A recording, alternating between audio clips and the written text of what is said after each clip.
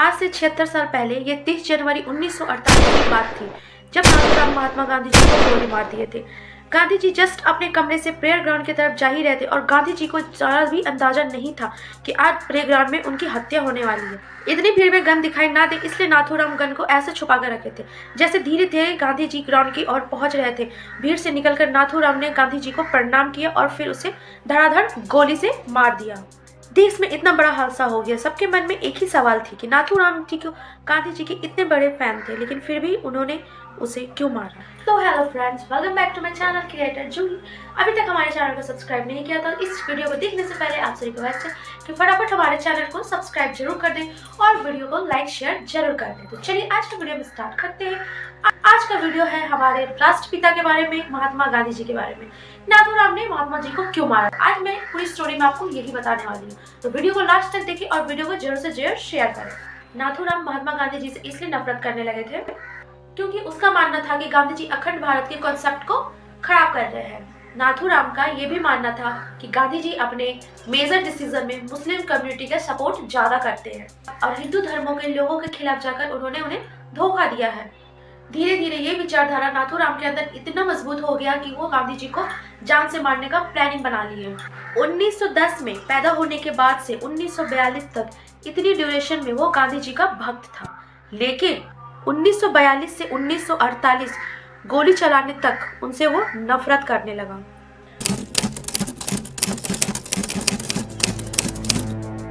बात करते हैं नाथूराम की। वो मॉर्निंग में मुंबई से चलकर ओल्ड दिल्ली पहुंचता है। ये बात है 30 जनवरी 1948 की। सुबह 7 बजे वो ओल्ड दिल्ली पहुंच जाता है और दूसरी तरफ गांधी जी रोज की तरह अपने बिरला हाउस में मॉर्निंग में 4:45 बजे उठते हैं और अपनी प्रार्थना सभा शुरू करते हैं और फिर 4:45 बजे वापस सोने चले जाते हैं। 3 घंटे सोने के बाद वो 8 बजे फिर से उठते हैं और अपनी नॉर्मल रूटीन फॉलो करते हैं। और ये भी कहते हैं लोग कि कुछ साल पहले महात्मा गांधी ने ब्रह्मचारी अपना लिया था और अब 30 जनवरी 1948 के दिन गांधी जी का पूरा समय मीटिंग्स में गुजर जाता है। 2:30 बजे उन्होंने अपना एक ऑटोग्राफ दिया, वो उनकी जिंदगी का लास्ट ऑटोग्राफ था। आज हत्या वाले दिन 30 जनवरी 1948 उनकी फर्स्ट मीटिंग सरदार वल्लभ भाई पटेल जी के साथ चल रही थी और गांधी जी सभा में जाने के लिए ऑलरेडी 15 मिनट लेट हो चुके थे। और वहीं दूसरी ओर गॉडसे अपने साथी नारायण आप्टे और विष्णु करकरे के साथ सुबह 7 बजे ओल्ड दिल्ली रेलवे स्टेशन के 6 नंबर रेस्टिंग एरिया में पहुंचे और पहुंचकर उन्होंने अपनी फाइनल प्लानिंग को अंजाम दिया। और ये तीनों ही गांधी जी के हत्या का मास्टरमाइंड थे। इन लोगों के बीच पहले तय हुआ था कि गॉडसे पहले बुर्का पहन के गांधी जी के पास जाएंगे, लेकिन वो लोगों ने बुर्का लाया और लेकिन उनकी बाहें ढीली होने के कारण गन उसमें फंस जा रही थी, जिसकी वजह से और दूसरी तरफ से गॉडसे को इसका भी प्रॉब्लम था कि अगर वो पकड़ा जाता है तो औरत के भेष में पकड़ा जाना शर्मनाक होगा। और उनका विचार था कि गांधी जी को मारने का ये प्लान हमारे हित में है और उनको इस बात का बहुत गर्व था।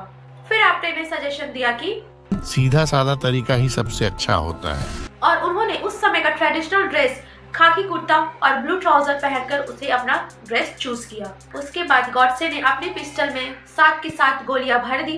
प्रार्थना सभा का समय पास आ रहा था। गॉडसे और उनके साथी स्टेशन से बिरला मंदिर अपनी जीत के लिए आशीर्वाद लेने गए। मंदिर पहुंचने के बाद दोनों लक्ष्मी नारायण का आशीर्वाद लेने के लिए मंदिर के अंदर घुस जाते हैं और गॉडसे अपने निशाने का प्रैक्टिस करते हुए मंदिर के पीछे वाले जंगल में चला जाता है। बिरला हाउस से बिरला मंदिर की डिस्टेंस सिर्फ 6 किलोमीटर है। बाकी किसी को शक ना हो इसलिए उन्होंने अलग अलग प्लान में जाने का प्लान किया। बिरला हाउस प्लान के अकॉर्डिंग नाथूराम सबसे पहले तांगा लेकर बिरला हाउस की ओर निकलता है। उसके बाद उसके दोनों साथी पीछे से जाते हैं। बिरला हाउस में उस दिन पहले से ज्यादा पुलिस तैनात थी क्योंकि उससे पहले भी गांधी जी को जान से मारने की कोशिश की गई है, 1 नहीं 2 नहीं 5 बार। इसलिए गेट में ज्यादा पुलिस होने के कारण गॉडसे और उनके साथियों को डर लग रहा था, लेकिन गांधी जी ने अपने आने वाले फॉलोअर्स को चेकिंग करने के लिए मना किया गया था, जिसके कारण गॉडसे और उनके साथी आराम से अंदर की ओर चले जाते हैं।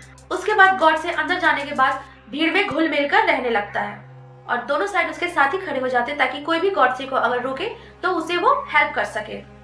और शाम के 5 बज चुके थे, लेकिन गांधी जी अभी भी सरदार वल्लभ भाई पटेल जी के साथ मीटिंग में लगे हुए थे और इधर साथ ही साथ गॉडसे गांधी जी का आने का इंतजार कर ही रहा था और उसे थोड़ा थोड़ा निराशा लग रहा था कि आज उनका प्लान सक्सेस होगा या नहीं होगा। लेकिन 5:15 बजता है और गांधी जी दिखाई देते हैं अपने घर से बिरला हाउस से प्लेग्राउंड की ओर आते हुए, और गॉडसे को अपना प्लान साकार होते हुए दिखता है। जैसे ही गांधी जी सीढ़ी चढ़कर प्लेग्राउंड में एंटर करते हैं, वैसे ही गॉडसे भीड़ को चीर कर आगे निकलता है और गांधी जी को प्रणाम करता है और उसके पैर छूने लगता है। तभी उसके साइड में खड़ी रहती है उसकी भतीजी मनु, उसे साइड करती है और बोलती है, तुम साइड हो जाओ, बाबू को लेट हो रहा है, बाबू को सभा करने के लिए जाने दो। उसके बाद गॉडसे मनु को धक्का देते हुए सीधा पिस्टल दागते हुए 5:17 में महात्मा गांधी जी को धड़ाधड़ गोलियों से मार देता है। उसके बाद गांधी जी को सब गोली लगने के बाद गांधी जी अपने दोनों हाथ क्षमा मांगने के लिए उठाई और जमीन पे गिर पड़े हे राम बोलते हुए। ऐसा लग रहा था मानो दुनिया थम सी गई है और दुनिया का अहिंसा का सबसे बड़ा पुजारी हिंसा में बलि आज चढ़ चुका है। गोली चलते ही चारों तरफ अफरा तफरी मचने लगी, लेकिन गॉडसे ने भागने का कोई भी कोशिश नहीं किया था और तुरंत ही रिटायर्ड ऑफिसर्स आते हैं और गॉडसे को पकड़कर उनकी गन छीन लेते हैं। लोगों ने गुस्से में आकर गॉडसे को खूब पीटा। इसी बीच पुलिस ने आकर गॉडसे को अरेस्ट कर लिया। गोली लगते ही गांधी जी को बिरला हाउस ले जाया गया। बदकिस्मती से उसी दिन बिरला हाउस की डिस्पेंसरी में उस दिन एक भी डॉक्टर मौजूद नहीं था। गांधी जी को गोलियां लगने के बाद हॉस्पिटल नहीं ले जाया गया और ब्रिज किशन जब तक डॉक्टर को बुलाया तब तक बहुत देर हो चुकी थी। और क्या था, मनु ने रोते हुए कहा कि बापू अब नहीं रहे। देश के राष्ट्रपिता की डेथ के बाद पूरा दुनिया शॉक्ड में था। गांधी जी के डेथ से पूरी दुनिया में मातम सा फैल गया था। हर कोई गांधी जी का आखिरी दर्शन करना चाहता था। लोग ये भी मानने को तैयार नहीं थे कि बापू अब इस दुनिया में नहीं रहे। फिर क्या, रात 12 बजे बिरला हाउस के छत से लोगों को उनका आखिरी दर्शन करवाया गया।